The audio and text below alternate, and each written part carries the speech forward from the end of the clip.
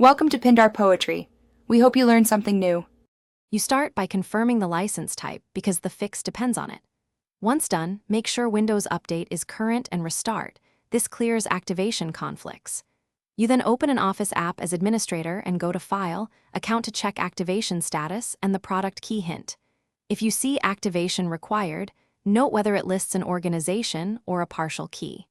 These facts determine whether you'll run the built-in repair, re-enter a retail key, or use the volume license steps next. You begin by running programs and features, selecting Office 2019 and choosing Quick Repair, test activation after that.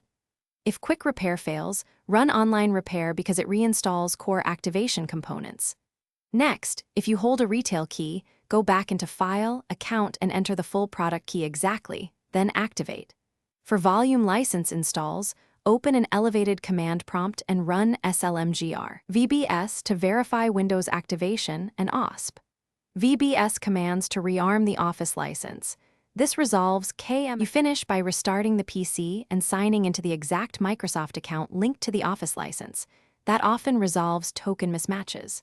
Once signed in, open an Office app to confirm product activated. If activation still fails, run the activation troubleshooter or uninstall and reinstall Office to reset licensing files. Make sure to record any error codes you see. Those codes guide the next step. If reinstallation and troubleshooting don't work, contact Microsoft support and provide.